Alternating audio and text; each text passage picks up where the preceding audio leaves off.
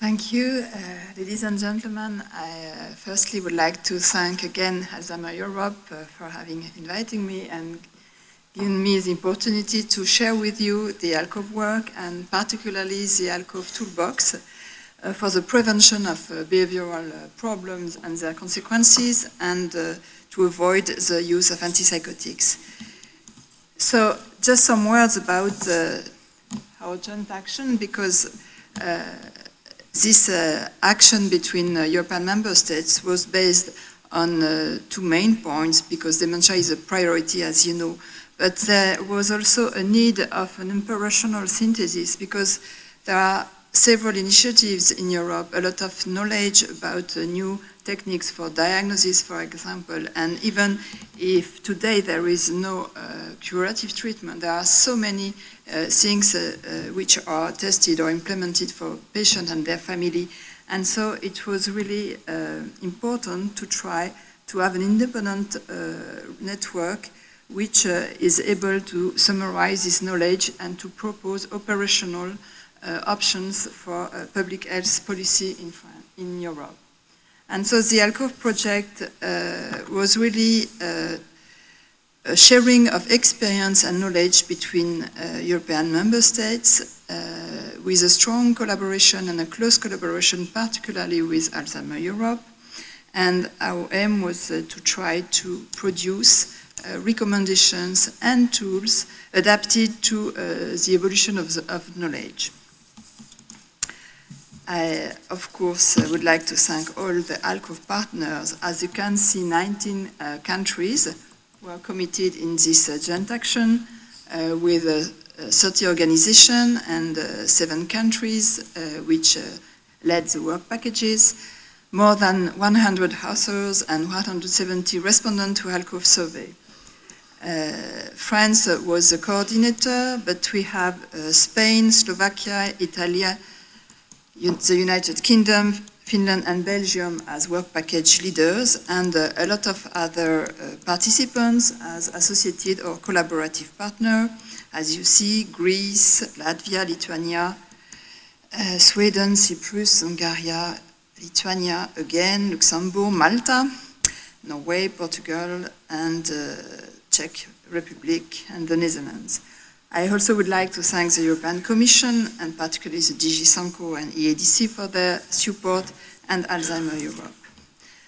I also would like to thank the President of the European Council for the nice haiku he has written and offered to this project.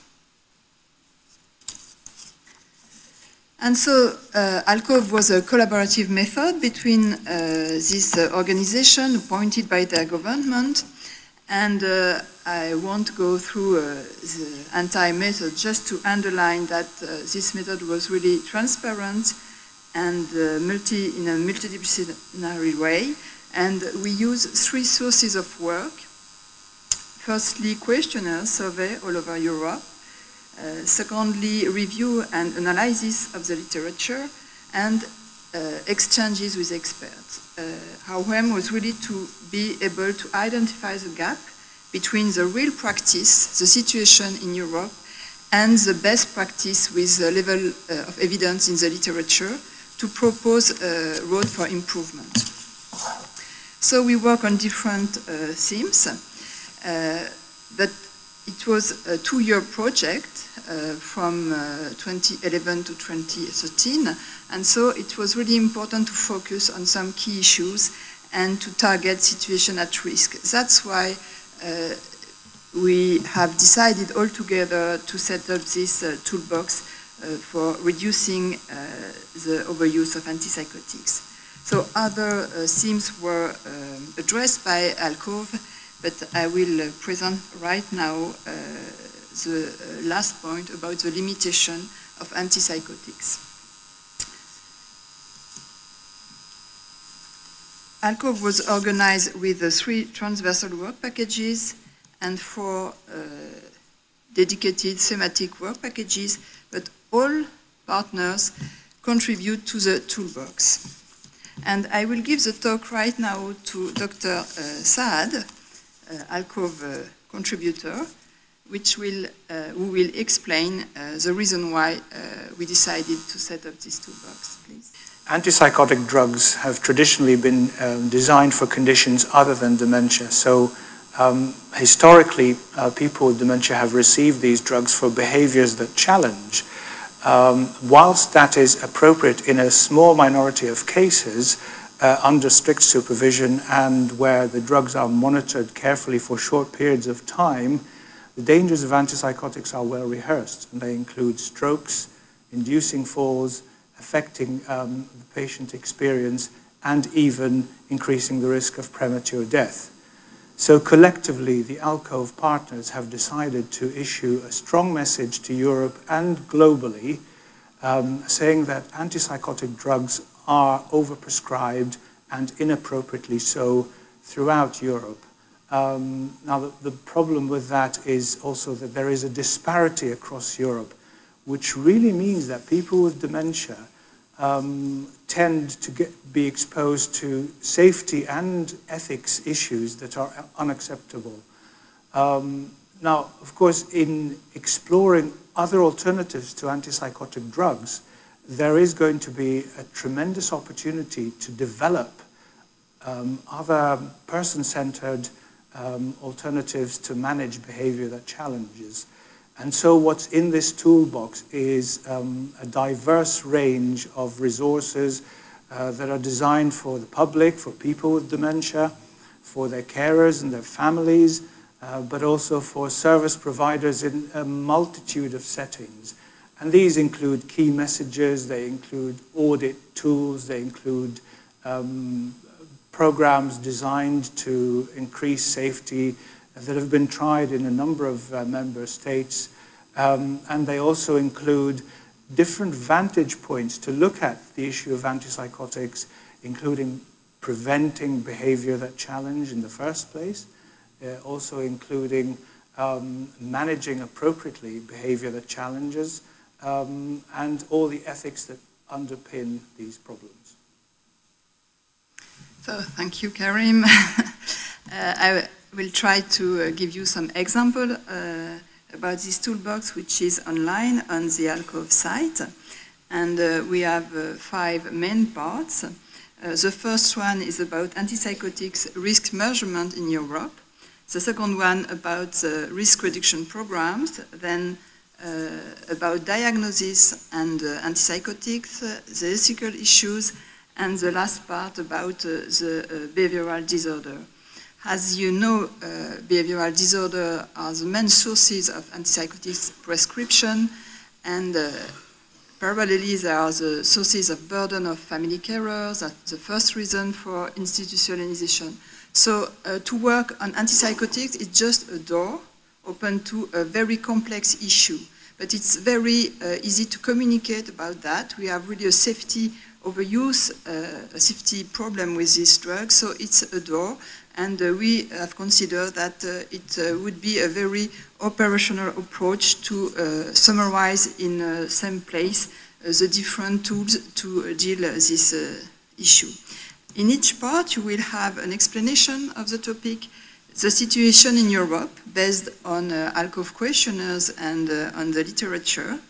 You have a lot of European projects for sharing of experience and the recommendations of the Alcove group and the tools available. I will give you some examples. You have here about the risk exposure, the work made by the Work Package 4, which has analyzed the literature about the use in Europe, and you can see that Alcove confirms the overexposure of people living with dementia to antipsychotics. In the whole population of dementia people, you have 10% of exposure, and in memory unit 22, and in nursing home more than 30% of people chronically exposed to antipsychotics. Another example in the second part about risk reduction program, you have here a very complete and interesting program led in the UK, which is called the Right Prescription. And as an example, you have here directly accessible through the toolbox. All the tools developed for this program in the UK, and on the right of the slide you have an explanation, a booklet for people and their family to explain why we could change and why we have to change our medical practice with neuroleptics and antipsychotics. You have here an example from France, and it's very technical, and I won't go through the content of this slide, of course, just to illustrate that if you want to measure the risk of your patient in your hospital, in your region, your county, we really have already tools very tested and implemented, and for exposure, but also for the measurement of the relevance of the prescription.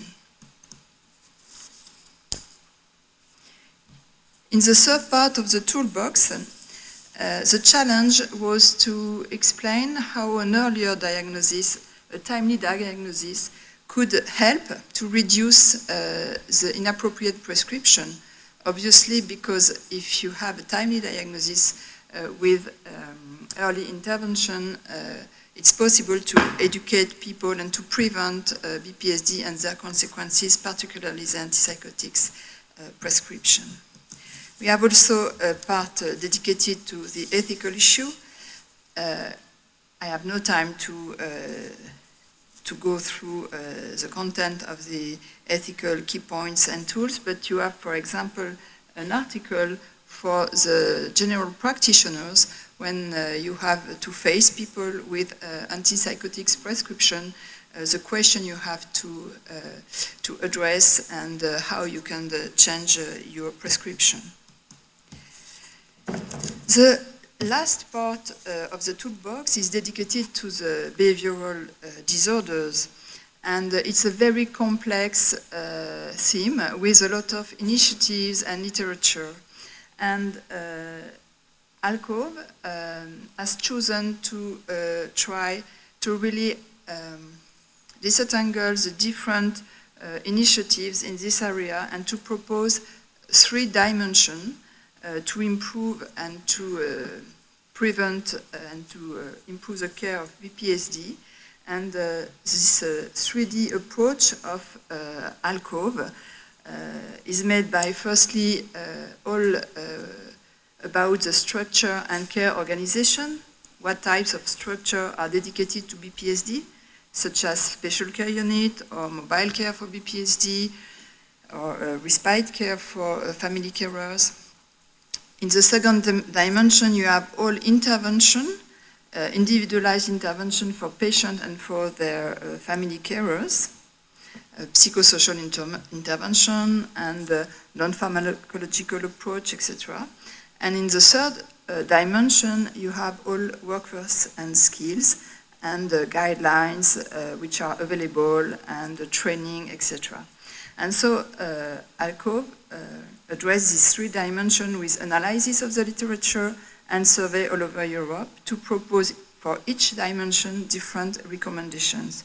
And what is really important is to implement each of the 3 dimensions all along the patient pathway during the ambulatory, in the ambulatory setting, in the hospital when needed, and in nursing home. As an example, for individualized patient and informal carer intervention, ALCOVE has proposed pyramid to try to prioritize these recommendations. And on the basement of the pyramid, you have the most important recommendation, and you can see that for this patient and carer intervention, you have 3 types. You have at the patient level, all non-pharmacological intervention. You have also at the patient level pharmacological therapies which are possible, and you have the level of both carer and patient. And it was really helpful to try to analyze all the literature in these different dimensions and parts of intervention to try to propose something clearer for the decision maker. Because The difficulty is really to know what to implement. You have, just as an example, the table of the analysis of literature, the level of evidence for the different non-pharmacological therapy for BPSD. In this part, you have also European projects, and just as an example, you have the list of projects with the person contact or the institution, and so it's really easy. You have a summary of the program with the main results, and you could contact people. You can see that we have a lot of examples from all Europe and from Malta too. So, if you would like to have an overview, you can go in a specific part with all the tools. Just to show you very rapidly, you have the first part with the risk measurement, as you know, with exposure in Europe, project and tools, and the same structure in each part. The risk reduction program, the diagnosis, the ethical aspects, and then all about the different possibilities and tools for BPSD. So, ALCOVE has addressed a lot of other issues, and I have just talked to you about the two key figures of ALCOVE, which are here, the exposure of people living in nursing home to antipsychotics. And here you have the 30 tools to reduce the exposure to antipsychotics in the ALCOVE toolbox. And I would be happy to welcome you in our session this afternoon to talk about a lot of other very important finding results and recommendation about also BPSD, but ethics, diagnosis, and epidemiology. And I just would like to conclude thanking all the ALCOVE partners, and particularly Dr. Banaï Bouchareb, who was the leader of the setting up of this ALCOVE toolbox. Thank you so much.